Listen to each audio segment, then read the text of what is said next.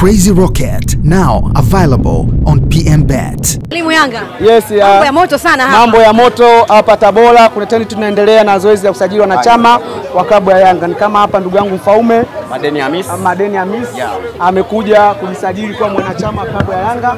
Maana yake ndio zoezi linaendelea. Kwa tunawaambia wakazi wa Tabora, bado tunaendelea na zoezi kusajili wanachama. Kama una changamoto za kadi, kama hujalipia, njoo kuna taniti yetu hapa tunafanya hizo kazi. Kwa kipekee tunakaribisha sana wanachama na mashabiki. Ili uweze kuwa mwekezaji kwenye klabu ya Yanga, ni lazima uwe na kadi ya mwanachama. Huyu ndugu yangu leo amevunja rasmi kuwa shabiki wa Oya, ameenda kuwa mwanachama wa klabu ya Yanga. Ameenda kutengeneza thamani ya klabu ya Yanga. Fedha zake ni shilingi 29,000.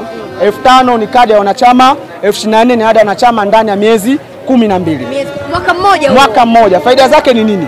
Faida za kuwa mwanachama klabu ya Yanga moja hapo ni kwanza anapata mamlaka na heshima ya kuchagua viongozi. Lakini jambo la pili, ukiwa na kadi ya mwanachama unaweza kutumia mwendo kasi aidha vivuko au mabasi kule nyuma. Kadi ya wanachama ya Yanga. Kadi ya wanachama klabu ya Yanga. Vivuko unavuka? Yes, vivuko unavuka. Vile vile ukiwa na kadi ya wanachama unaweza ukapata mkopo kupitia kampuni ya simu. Yes, ya Silver General. Kutumia kadi yako wanachama unaweza kuchukua pata simu ya mkopo kupitia kadi yako wanachama. Unaitwa nani? Mfaume Madeni Hamis. Mfaume bwana, umesikia kwamba ukiwa na kadi unakopa? Ndio. Imekaaje hii kwako? Hiyo imekaa poa sana. Imekaa fresh. Unajisikiaje sasa kuwa mwanachama rasmi? Amani zote nalikuwa nahitaji nipate kadi ya wanachama klabu kubwa ya Yanga kwa sababu klabu ninayoipenda tangu nikiwa mdogo. Kwa hiyo nafikiri leo nimetimiza ndoto yangu ya kuwa mwanachama halisi na na uwezo wa kuchagua nafasi ya kuchagua viongozi kwenye klabu. Hilo nalo najipongeza, lakini vile vile nitaenda kuhamasisha vijana wenzangu tuendelee kuipa thamani klabu kubwa ya Yanga. Kawe balozi. Yani naenda kuwaondoa watoke kwenye makando kando. Wale wanaoamini kwamba kuna tarehe 8 mbili ndani ya mwaka mwezi wa 3. Tarehe 8 ni moja mwezi wa 3 kwa mwaka. Kwa hiyo haitakuja kujirudia tena. Yaani tarehe 8 iko mara moja kwa mwaka. Tarehe 8 ni moja tu ya mwezi wa 3 kwa mwaka. Kwa hiyo haiwezi kujirudia. Kwa hiyo naenda kuwaambia kabisa, twendeni kwenye chama ambayo ukienda kwenye mechi unakuwa na 100% kwamba unaweza kutoboa. Shukrani. Naona zoezi bado linaendelea hapa. Mambo ni ya moto sana mwalimu. Bila shaka mwingine huyu hapa. Mwitikio umekuwa mkubwa. Mambo vipi kaka? Uko fresh? Niko fresh. Unatokea wapi? Tabora hapa. Tabora. Leo umeingia katika jukwaa hili ambalo linasajili wanachama binafsi. Kama shabiki unajisikiaje? Najisikia furaha kuona Tabora imekuwa na mwitikio mkubwa kwa timu yao pendwa wananchi. Umekuja kujisajili? Of course yes.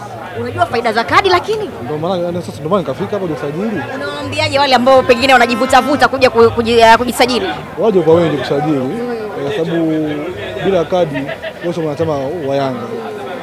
Ukiwa na kadi ni mwanachama wa Yanga. Kipi ambacho unafurahishwa sana na idara hii ya usajili wa wanachama? Idara ambayo ni idara ambayo nzuri, ina ushawishi mzuri wa kushawishi watu. Inawashawishi watu vizuri. Yeah, of course. Sasa mimi sikuchosha sana. Bwana mwalimu Yanga tarehe 8 hiyo umeambiwa ni iko moja tu kwa mwaka. Iko moja tu kwa mwaka. Haijirudii. Tarehe 8 mwezi wa 3 ndio imeshaisha hiyo. Imeshaje? Hatuchezi. Kuna mwezi wa 4 tarehe 8. Tarehe 8 mwezi wa 3. Tarehe 8 mwezi wa 4 sio tarehe 8 mwezi wa 3. Kwani si busara tu na hekima? Busara ni kufuata kanuni na maslahi mapana. Busara ni kufuata kanuni na sheria. Maslahi mapana. Maslahi mapana maana yake kuipa Yanga pointi 3 na magoli 3. Acha bwana, unasema waamuzi hakuepo wala nini? Nasikia barua imepokelewa CAF. Sasa hiyo tu baada ya mechi Betha tutazungumza kwa ukubwa. Nakomba baada ya mechi mmezungumzwa sana. Sikiliza. Masaa 24 mmepewa. Kidogo tu mwalimu.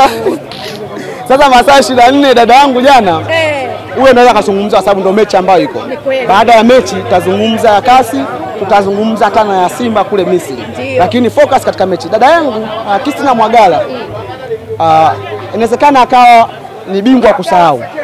Christina Mwagala timu ambayo imemfukuzisha kazi ni Yanga Sports Club. Kivipi? Christina Mwagala aliomba bodi ya ligi kuwa mimi mechi ya mwanzo wa msimu akiwa KMC apangiwe na Yanga.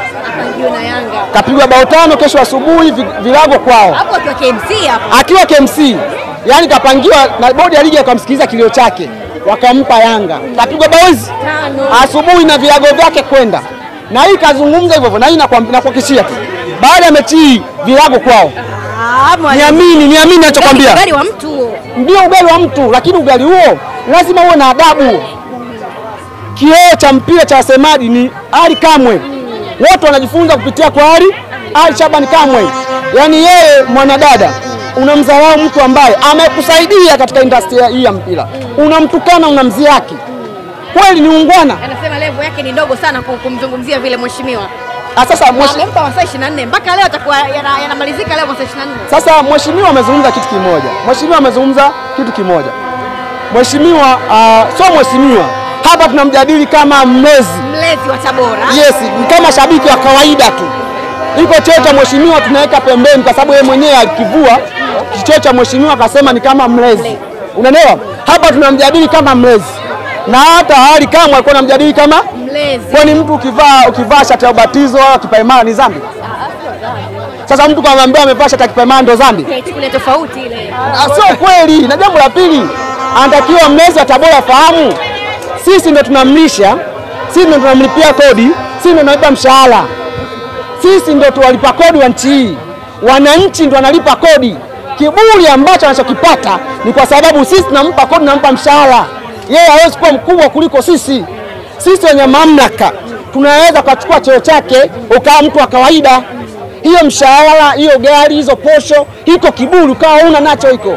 Kuwa fahamu madaraka yanatoka kwa wananchi. Wananchi ndio sisi. Unanielewa sisi? Lakini kamati ya maadili ya sekretari ya taifa, kiongozi mkubwa anazungumza mambo ya rushwa. Sio?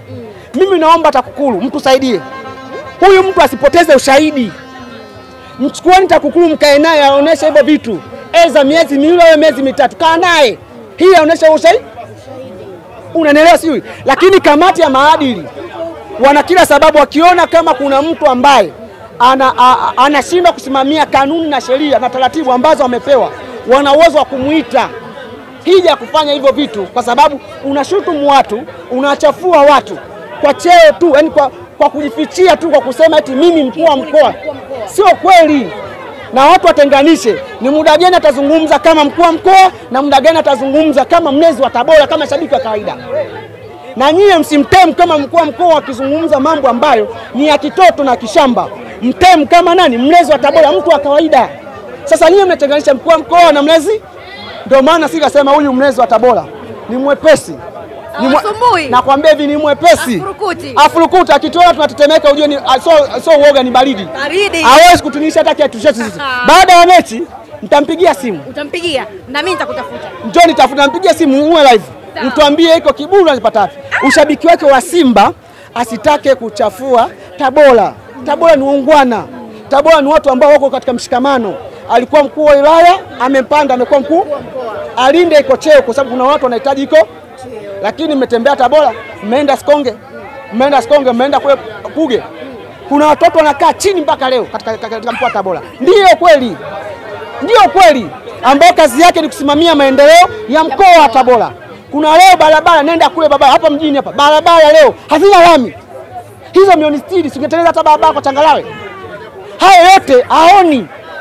Hayo yote anataka watu waseme. Na sio wengine tachukua hizo video zote za barabara na watachukua hizo mashule ambazo hazina hata sakafu za watoto. Ameshindwa madawati. Alafu nazungumza mambo ya kitoto. Eti nakwambia timu kubwa ni nani anambana nasumbua? Sisi tumempiga mara 4 mfululizo. Yaani ambaye namsumbua tumepiga mara 4. Yeye tumepiga mara 3. Mwalimu wewe, mimi nitakutafuta baada ya mechi. Shukrani.